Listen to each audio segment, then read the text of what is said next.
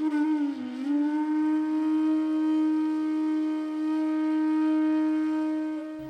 ભગવાનના મુખારવિંદનું જ્યારે દર્શન કરો ને ત્યારે પંચાક્ષર મંત્ર મનમાં બોલવાનું, શ્રી કૃષ્ણ તવાસ્મી. હે કૃષ્ણ, હું તમારો છું, તમે અમારા છો. મંદ મંદ મુસ્કુરાહટ તમારા ચહેરા પર પણ એ પ્રસન્નતા લાવીને ભગવાનના એ મુખારવિંદના દર્શન કરજો. અને મુખારવિંદના દર્શન કરતી વખતે એક ટગર ટગર આંખે જોતા નહીં, વો ઘૂંટ કા પાન કરના હૈ. તમે ઘૂંટડો લો ને અને આમ ગટગટ ગટગટ કરીને પી જાઓ ને તો એના અંદર બહુ મજા ના આવે. એ ઘૂંટડાને રસાસ્વાદન કરવું હોય તો પેલા મોઢામાં ભરવું પડે, પછી એને ઉતારવું પડે. આંખોને ટગર ટગર તમે જોયા કરો પલક ઝપકાવ્યા વગર, એને દર્શન ના કહેવાય. પહેલા તમે જુઓ, પછી આંખ બંધ કરો, ફરી આંખ ખોલો, આંખ બંધ કરો, ફરી આંખ ખોલો. એમ એક એક સ્વરૂપને જ્યારે તમે બંધ આંખ કરો છો ત્યારે મનમાં ભાવ કરો કે આ શ્રીનાથજી બાવાનું સુંદર સ્વરૂપ, આ શ્યામ સુંદર ભગવાનનું સ્વરૂપ, આ બાલકૃષ્ણ ભગવાનનું સ્વરૂપ એ મારા હૃદયમાં ને મનપટ ઉપર સમાઈ રહ્યું છે. અને એમ ઘૂંટડા લેતા લેતા એ સ્વરૂપને મનમાં સમાવો અને ઘરે જઈને પછી આંખ બંધ કરીને એ સ્વરૂપનું ધ્યાન કરો, એ સ્વરૂપનું મનન કરો, એ સ્વરૂપનું ચિંતન કરો.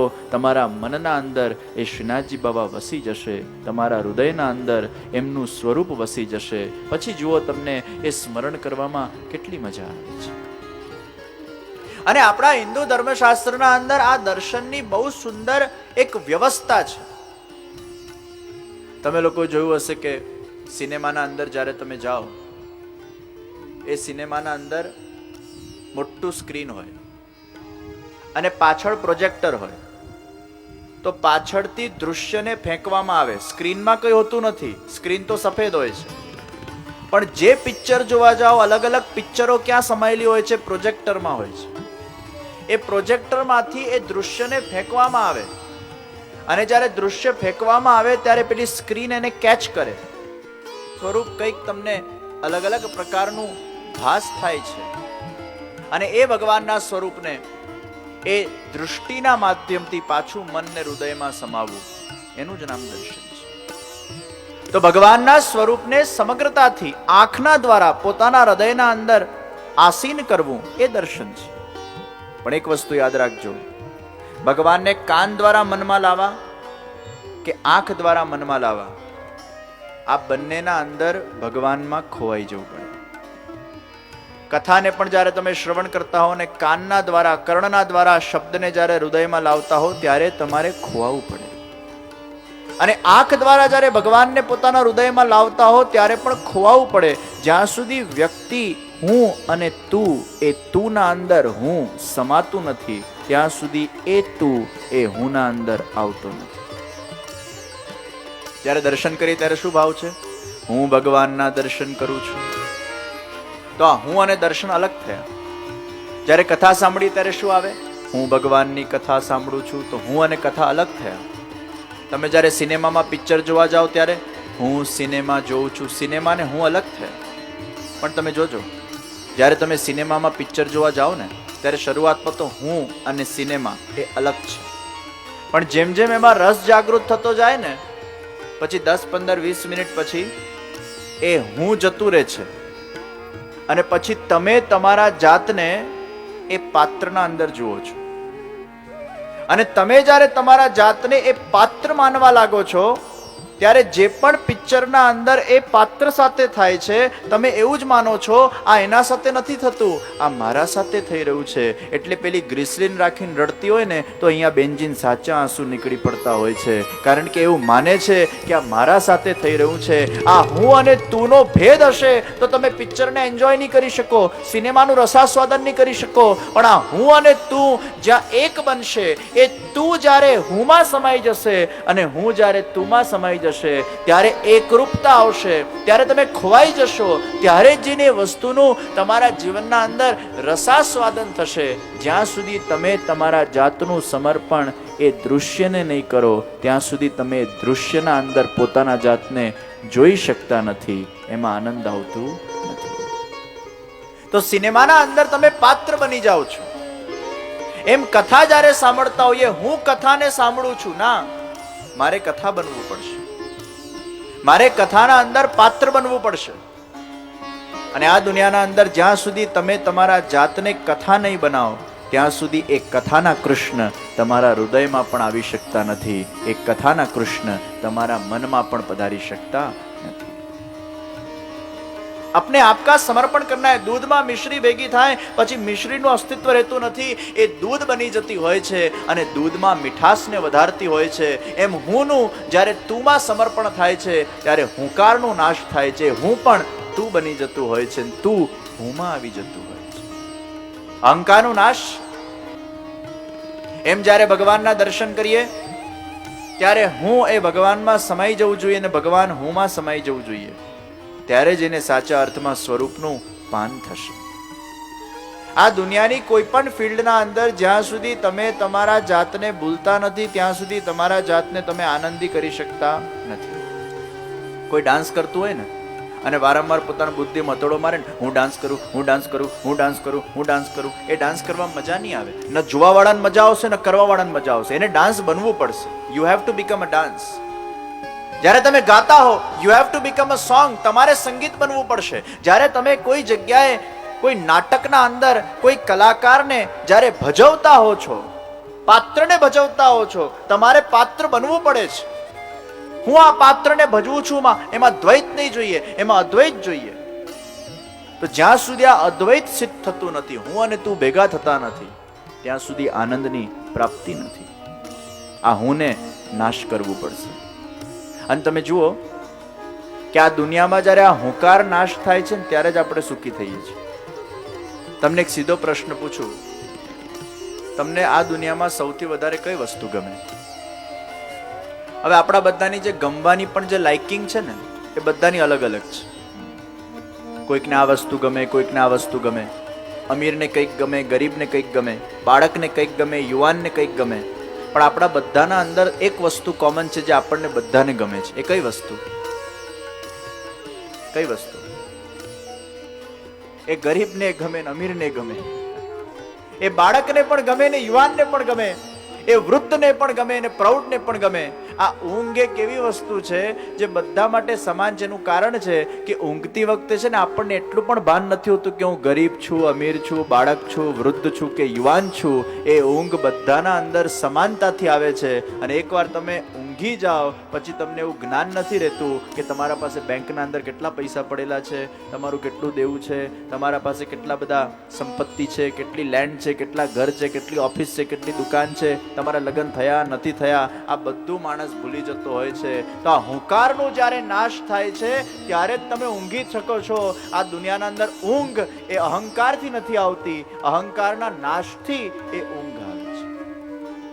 તો વિચાર કરો કે જ્યારે તમે બધું ભૂલી જાઓ છો ત્યારે સૂઈ શકો છો, નહીં તો તમને ઊંઘ જ નથી આવતી. એટલે તો ઘણી વાર નથી કે બહુ દેવું થઈ ગયું હોય ત્યારે માણસ સૂઈ નથી શકતો. એનું કારણ છે કે એ વખતે માણસના મનમાં એ ભાવ છે કે મારું આટલું દેવું બાકી છે, નથી સૂઈ શકતો. તો ઊંઘવાના અંદર માણસ ભૂલી જાય છે. ગરીબનું ખાટલું હોય કે અમીર માણસ એસી બેડરૂમમાં સૂતો હોય, જ્યારે તંદ્રામાં પહોંચી જાય છે, નિદ્રામાં પહોંચી જાય છે, ત્યાં ન તો એને ગરીબીનું ખ્યાલ રહે છે ન ખાટલાનું ખ્યાલ રહે છે. એ પહોંચી જતો હોય છે એક દુનિયામાં, કારણ કે એને શાંતિ મળે છે, બધું ભૂલી ગયું છે. तो जब तक भूलोगे नहीं अपने आप को तब तक इस विश्व में कभी भी शांति नहीं मिलेगी. तो स्वरूप के द्वारा भगवान को मन में लाना वो स्वरूपामृत का पान है, और कथा के शब्दों के द्वारा भगवान को मन में लाना वो कथामृत का पान है. नरो એ દૂધના કટોરા ભરી ભરીને રોજ શ્રીનાથજી બાવાને અરોગાવા જાય છે. આજે પણ શ્રીનાથજી બાવા નાથદ્વારામાં એ નરોના ભાવથી ગ્વાલ ભોગ પછી ઘૈયા આરોગે છે. અને આજે પણ દૂધના કટોરાઓ એ નાથદ્વારાના શ્રીનાથજી બાવા એ નરોની યાદમાં આજે પણ અરોગતા જાય છે. ભગવાન ભક્તને ક્યારે પણ ભૂલતા નથી. અરે ભક્ત ભલે ભગવાનને ભૂલી જતો હોય, પણ અમારા શ્યામ સુંદર એકવાર જેનો અંગીકાર કરે, સ્વીકાર કરે, એકવાર એના સાથે નાતો જોડાય, પછી શ્યામ સુંદર એને ક્યારે પણ ભૂલતા નથી. ભક્ત ભલે અટવાઈ જતો હોય સંસારમાં, મોહમાં, માયામાં. અરે ભક્ત ઘણીવાર પોતાના લૌકિક નાસ્તિકમાંથી પ્રગટ થયા જે જીવો છે એ ભગવાનના દૈવી જીવો છે. અને એ જ દૈવી જીવોને બ્રહ્મ સંબંધ થાય છે જે ભગવાનના હૃદય કમલમાંથી પ્રગટ થયા છે. એ જીવ કોઈ પણ ઠેકાણે હશે, ક્યાં પણ હશે, એ ભગવાન એનો ચોક્કસ ઉદ્ધાર કરતા હોય છે. પણ એ ભગવાનનો જીવ હોવો જોઈએ. જો ભગવાનનો જીવ હશે, આજે નહીં તો કાલે ભગવાન એનો અંગીકાર અને સ્વીકાર કરવાના જ છે. એની ચિંતા તમારે કરવાની જરૂર નથી. એટલે મહાપ્રભુજી કહે છે કે પુષ્ટિ માર્ગમાં બ્રહ્મ સંબંધ લીધા પછી કોઈ પણ જાતની ચિંતા કરવી નહીં. ચિંતા કાપીને કાર્ય. ઘણા લોકો ચિંતા બહુ કરતા હોય અને ઘણી વાર મને પૂછવા આવતા હોય, અમારામાં તો બહુ ભાવ છે, અમારા ઈમાં જગાડો. અમે તો બહુ ભાવવાળા છે, પણ એમનામાં જે ભાવ નથી. અમારામાં તો બહુ ભાવ છે, અમારા છોકરામાં ભાવ નથી. અને ઘણી બધી વાર ઘણા બધા બહેનો એ આ પ્રશ્ન લઈને આવતા હોય કે અમારા છોકરામાં ભક્તિ આવે, અમારા પતિમાં ભક્તિ આવે, અમારી પત્નીમાં ભક્તિ આવે, અમારા સાસુમાં ભક્તિ આવે, અને અમારામાં ખૂબ ભક્તિ છે પણ આમનામાં નથી, આમનામાં જગાડો. અને ઘણા ચિંતિત રહેતા હોય કે અમે આટલી સેવા કરીએ છીએ પણ જો અમારા પરિવારમાં કોઈ સેવા કરતું નથી. અને એ ચિંતામાં ને ચિંતામાં ને ચિંતામાં ઘણીવાર સમય વ્યતીત કરતા હોય છે. કારણ વિનાની ચિંતા હોય છે. કારણ કે બ્રહ્મ સંબંધ લીધા પછી ચિંતા કરવાની આવશ્યકતા જ નથી. જો એ ભગવાનનો જીવ હશે, આજે નહીં તો કાલે ભગવાન એને સ્વીકાર કરવાના જ છે. કોઈને કોઈ સદગુરુ દ્વારા, સત્સંગ દ્વારા કે સદગ્રંથ દ્વારા ભગવાન એ જીવને પાછો પોતાના તરફ લાવતા હોય છે. એ ભગવાનનો જીવ હોવો જોઈએ. અરે ઘણીવાર ભગવાનના જીવો એ નાસ્તિકવાદમાં પડેલા હોય છે, પણ જો ભગવાનનો હશે તો ભગવાન ક્યાંક ને ક્યાંક કોઈ ચમત્કારથી એને ફરી પોતાના તરફ ખેંચતા હોય છે. અને આવા ઘણા દાખલા આપણે જોતા હોઈએ છીએ. ઘણા લોકો આસ્તિકમાંથી નાસ્તિક બની જતા હોય છે અને ઘણા લોકો નાસ્તિકમાંથી આસ્તિક બની જતા હોય છે. પણ એમાં ક્યાંક ને ક્યાંક કૃપા જોઈએ. પણ પુરુષાર્થ તમારે છોડવો નહીં. આ તો ઘણીવાર શું આપણા બેનજીઓ બધા બહેનો બહુ ઊંધી રીતે આ બધું લઈ લેતા હોય છે. મેં એક 80 વર્ષના બેનજીને પૂછ્યું, બેનજી સેવા કરો? મને કે ના. મેં કીધું કેમ? એ ભગવાન કૃપા કરશે ત્યારે કરશે. એટલે છેલ્લા શ્વાસ સુધી કૃપા જ નહીં થાય. ભાઈ ભગવાનની કૃપાની તમે રાહ જોશો પણ તમે પુરુષાર્થ જ નહીં કરો. પુરુષાર્થ તો પહેલા કરવાનું છે, સાધન પહેલા કરવાના છે. તમે સાધન કર્યા કરો, તમે 10 ડગલું આગળ વધો કે તમે 1 ડગલું આગળ વધો, 10 ડગલા ભગવાન તમને લેવા આવશે. પણ 1 ડગલું આગળ તો વધવું પડે ને તો ભગવાનની ઈચ્છા થાય ને 10 ડગલાને લેવા આવું. ભાઈ એક પુરુષાર્થ તમારે કરવું પડે, પછી દોડતા ભગવાન આવશે લેવા. અને તમે જ્યારે સત્સંગ કરો, તમે જ્યારે પુરુષાર્થ કરો, તમે જ્યારે સાધન કરો, ત્યારે છે ને ભગવાનને ખબર પડતી હોય છે ભાઈ આ ભગવાનની વ્યવસ્થા, ભગવાનનું નેટવર્ક. આપણું તો કઈ નેટવર્કની વસાત નહીં ભાઈ ભગવાન સામે. આ ભગવાનનું નેટવર્ક તો બહુ સોલિડ છે. તમે બધા પ્લેનને જોયું ને? એ પ્લેન કેવું હોય? એ જ્યારે લેન્ડ થતું હોય ને ત્યારે ઉપરથી અંધારામાં લેન્ડ થતું હોય તો ઉપર લાઇટ થાય માથા પર, પ્લેનના માથા પર લાઇટ થાય. પછી પ્લેનની પાખ હોય ને એમાં લાઇટ થાય. એટલે પેલો કંટ્રોલ રૂમ વાળો હોય એને ખબર પડે કે પ્લેન આવી રહ્યું છે. પછી ઘણીવાર શું થાય, મુંબઈમાં બહુ ટ્રાફિક હોય, પેલા રનવે ઉપર બહુ બધા પ્લેન એક સાથે આવ્યા હોય તો પેલો કંટ્રોલ રૂમ વાળો શું કે પ્લેનના પાયલટને થોડું ફર, આટા ફેરા મારે, હજી ગોલ ગોલ ફરવું પડશે, હજી અહીંયા ટ્રાફિક બહુ છે. એટલે કંટ્રોલ રૂમ વાળો કે થોડો આટા ફેરા કર, પછી જ્યારે અહીંયા ટ્રાફિક ઓછો થશે તને લેન્ડ કરશું. તને લેન્ડ ચોક્કસ કરશું કારણ કે તું હદમાં આવી ગયો છે. આ લાઇટ અમને દેખાઈ ગઈ છે કે પ્લેન આવી રહ્યું છે, અને લાઇટ દેખાઈ ગઈ આજે નહીં તો કાલે, કાલે તો નહીં પણ અમુક કલાક પછી થોડુંક ફરશે, પછી લેન્ડ ચોક્કસ થશે. પણ થોડું મોડું વહેલું થાય ખરું. એમ અમારા ભગવાન પણ છે ને, એ આપણા બધા જીવને જોતા હોય ઉપર ગોલોકધામથી. એટલે ભગવાન જોતા હોય કે કયા પ્લેનમાં કઈ લાઇટ થાય છે. તમે જ્યારે જપ કરો ને એટલે અહીંયા લાઇટ થાય, તમે જ્યારે સેવા કરો એટલે અહીંયા લાઇટ થાય. અત્યારે તમે બધા અહીંયા સત્સંગમાં બેઠા છો એટલે ભગવાન સુધી તમારા બધાની લાઇટો પહોંચી ગઈ છે કે આટલા મારા જીવો સત્સંગ કરી રહ્યા છે. એટલે લાઇટ થાય એટલે એક વસ્તુ ચોક્કસ છે કે મોડા વહેલું તમારું પણ ભગવાનના ધામમાં લેન્ડિંગ થવાનું છે. થોડુંક મોડું થશે પણ લાઇટ થશે ને તો ભગવાનને કૃપા કરવાની ઈચ્છા થશે. લાઇટ થશે તો ભગવાન પણ તમારા પર કૃપા કરીને તમને જલ્દી નીચે લાવશે, તમારો જલ્દી ઉદ્ધાર કરશે. પણ લાઇટ જ નહીં થાય ભાઈ તો પછી ભગવાન તમને કેવી રીતે કરશે? પુરુષાર્થ કરવાનું છે આપણા જગ્યાએ. 1 ડગલું તમારે આગળ વધવાનું છે, 10 ડગલું ભગવાન તમને લેવા આવશે. પણ એનો અર્થ એ નહીં કે પુરુષાર્થ ન કરી ભગવાન કૃપા કરશે ત્યારે બધું થશે. આ તો નેગેટિવ ફિલોસોફી છે. તમારે પુરુષાર્થ કરવાનો.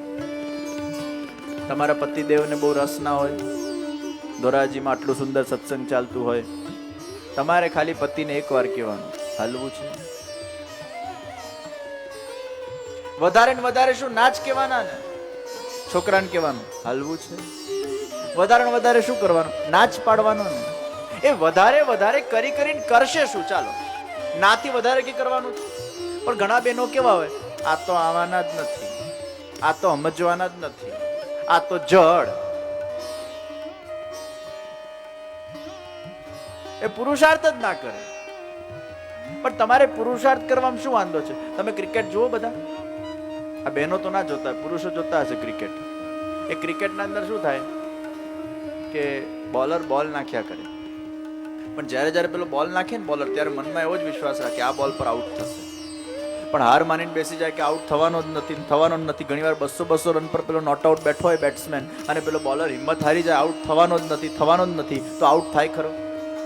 પણ હોપ રાખવાની, બોલ નાખ્યા કરવાનું. એ કઈ બોલે આઉટ થશે તમને ખબર નથી, પણ એક દિવસ થશે ખરો. ના એ થાય, ઘણીવાર નોટ આઉટ રહેતો હોય, પણ બોલ નાખવામાં શું જાય છે? એમ તમારે પણ પતિને એકવાર બોલ નાખવામાં કઈ જવું ખરું ભાઈ? છોકરાને એકવાર બોલ નાખવામાં કે વાંધો ખરો? એ બોલ નાખ્યા કરો તમે. હવે આઉટ એને ક્યારે કરવો એ ભગવાન પર છોડી દો. પુરુષાર્થ તમારે કરવાનું, સાધન તમારે કરવાનું, બોલ તમારે નાખવાનું. એને ક્યારે આઉટ કરવો કે નોટ આઉટ રાખવો એ ભગવાન પર છોડી દો. પણ તમારે તમારું પુરુષાર્થ નિભાવી દેવાનું, તમારે તમારું કર્તવ્ય નિભાવવું. કાલ ઉઠીને તમારો પતિ એવું ના કે મને જો 10 વાર કીધું હોત ને તો આવી જતી, કીધું કેમ નહીં? ફોલ્ટ કોણ આવ્યો? અરે હોઈ શકે પહેલા બોલ જ આઉટ થઈ જાય. બોલ તમે નાખો, લાઈટ થવા દો, કૃપા ભગવાન પર છોડી દો. તમે બોલ નાખશો તો ભગવાનને કૃપા કરવાની ઈચ્છા થશે. જો એ ભગવાનનો જીવ હશે તો આજે નહીં તો કાલે એ ચોક્કસ ભગવાનના શરણમાં આવવાનો જ છે. એમાં કોઈ બેમત નથી. ભગવાનનો જીવ હોવો જોઈએ. अगर वो भगवान का जीव नहीं होगा, तुम लाख प्रयत्न करो, वो जीव भगवान के शरण में नहीं आने वाला. इसलिए कहा गया कि अगर आपके जीवन के अंदर सदगुरु है, सदग्रंथ है, सत्संग है, તો એનો અર્થ એ છે કે ભગવાન તમારું કલ્યાણ કરવા માંગે છે. એટલે જ આ 3 તત્વ તમારા જીવનના અંદર ભેટ રૂપે આપ્યા છે. આ અલૌકિક સંપત્તિ છે. અરે ભગવાનનું નામ તમે જાણીને લો કે અજાણીને લો, આજે નહીં તો કાલે એનું ફળ મળવાનું જ છે. એમાં કોઈ બેમત નથી. પુરુષાર્થ તમારા ક્યારે પણ હેઠે જતા નથી. પુરુષાર્થ કર્યા કરો, ભગવાનનું નામ જપ્યા કરો, ભગવાનની સેવા કર્યા કરો, ભગવાનની ભક્તિ કર્યા કરો. સેવા ને ભક્તિ કરશો તો લાઈટ થશે. આજે નહીં તો કાલે તમારું ઉદ્ધાર થશે. એક સત્ય ઘટના. એક બેન હતા, એનો છોકરો બહુ મોટો નાસ્તિક, એટલો વિચિત્ર નાસ્તિક. મમ્મી બહુ સરસ સેવા કરે ઠાકોરજીની, ખૂબ સુંદર રીતે ઠાકોરજીને લાડ લડાવે. અને રોજ પેલા બેનજી કે છોકરાને, બેટા આજે ભગવાનને નમસ્કાર કર, દંડવત કર, આજે ભગવાનને પ્રણામ કર.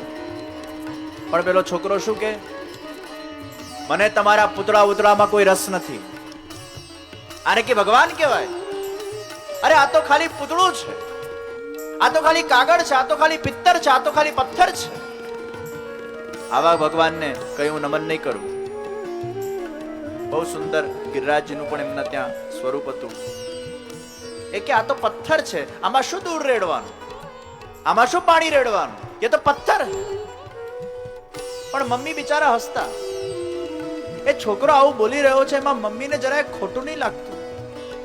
કારણ કે એના મમ્મીને ખબર હતી કે જો આ ભગવાનનો જીવ હશે ને, આજે નહીં તો કાલે ભગવાન કૃપા કરશે અને એને પાછો વાળશે. પણ મમ્મીએ પુરુષાર્થ નથી છોડ્યું. આવો નાસ્તિક, આવો કઠોર વ્યક્તિને પણ પેલી રોજ કે બેટા દર્શન કરવા આવો, બેટા નમન કર. એમને ખબર છે આ નથી આવવાનો, એમને ખબર છે આ નાચ પાડવાનો છે, પણ પુરુષાર્થ છોડતી નહીં. 1 દિવસ, 2 દિવસ, 3 દિવસ, 1 વર્ષ, 2 વર્ષ, 3 વર્ષ સુધી પુરુષાર્થ કર્યો. હારી નથી. ભક્તિના અંદર હાર નથી માનવાની. અરે ભક્તિના અંદર ભગવાન ઘણી કસોટી લેશે. ભક્તિના અંદર ભગવાન ઘણું તડપાવશે. ભક્તિના અંદર ઘણું ભગવાન તમને જાત જાતની અલગ અલગ પ્રકારની કસોટીઓમાંથી સામનો કરાવશે. હાર નથી માનવાની. બોલ નાખ્યા કરો, પુરુષાર્થ કર્યા કરો. 3 વર્ષ પછી એકવાર છોકરો કસે જતો હતો, ત્યારે મમ્મીએ કીધું, બેટા મને આજે મનમાં એવું થઈ રહ્યું છે કે આજે તું ન જાય તો સારું. મને બહુ ખરાબ ઇન્ટ્યુશન આવી રહ્યા તારા માટે. અરે બેટા, તારું જવાનું કે જરૂર નથી બહાર ગામ, ન જાય તો સારું. મમ્મી, હું આ બધા મૂર્ત ફૂર્તમાં કંઈ માનતો નથી, હું આ બધા વિષયમાં કંઈ બિલીવ કરતો નથી. હું જઈશ એટલે જઈશ, મને કોઈ રોકી નહીં શકે. ઠીક છે, જા. પણ મારું એક કયું માનશે? ફરી 3 વર્ષના જેમ ફરી બોલવા લાગી, એકવાર નમન કરીને જાન ભગવાનને. કોણ જાણે પેલા છોકરાના મનમાં શું થયું.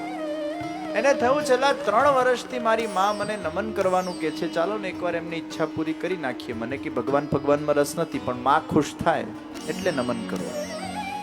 પેલા છોકરાએ નમન કર્યા અને નમન કરીને જ્યારે જતો હતો, સ્ટેશને મોડો પહોંચ્યો, ટિકિટ હાથમાં છે, ટ્રેન ચાલવા લાગી છે. અને જ્યાં ટ્રેન ચાલવા લાગી, જે ડબ્બામાં એની ટિકિટ હતી એમાં ઘૂસી ના શક્યો. ટ્રેન ચાલુ થઈ ગઈ એટલે બીજા ડબ્બામાં ઘૂસ્યો, અને બીજા ડબ્બામાં ઘૂસીને પોતાના ડબ્બામાં જઈ રહ્યો હતો. એ જ વખતે અચાનક એક પુલ આવ્યું, અને ટ્રેન જ્યારે પુલ ઉપરથી જઈ રહી હોય છે એ જ વખતે પુલ તૂટવા લાગ્યું. બધા ટ્રેનના ડબ્બાઓ એ ધીરે ધીરે નદીના અંદર પડવા લાગ્યા. એમ કરતા કરતા જ્યારે પેલો વ્યક્તિ જે ડબ્બામાં ઊભો હતો એ ડબ્બાનું જ્યારે પડવાની વારી આવી, ત્યારે પેલાએ અચાનક એક બહુ જ મોટો ચમત્કાર જોયો. ગિરિરાજ બાવાની આકૃતિના દર્શન થયા, અને ગિરિરાજ બાવાએ જે મેં ડબ્બાને ધક્કો માર્યો હોય ત્યાં ને ત્યાં જેનો ડબ્બો રોકાઈ ગયો, એ જ વખતે એના મનના અંદર શ્રદ્ધા ઊભી થઈ કે જે ભગવાનને હું પથ્થર કહેતો હતો, જે ભગવાનને હું પૂતળું કહેતો હતો, આજે એ જ આકૃતિએ મારી રક્ષા કરી છે. દોડતો દોડતો ઘરે આવ્યો, પોતાના માના સામે સાષ્ટાંગ દંડવત પ્રણામ કર્યા, અને માને કહેવા લાગ્યો, હે માં, આજે હું મરી જવાનો હતો, મારું મૃત્યુ સામે આવી ગયું હતું, પણ એ ગિરિરાજ બાવાની આકૃતિ આજે મારી રક્ષા કરી. એ નાસ્તિક વ્યક્તિ આસ્તિક બની ગયો, અને આજે એનું નિયમ છે કે દર મહિને એકવાર એ ગિરિરાજ બાવાની પરિક્રમા કરવા જાય છે, એ ગિરિરાજને દૂધ ચડાવવા જાય છે.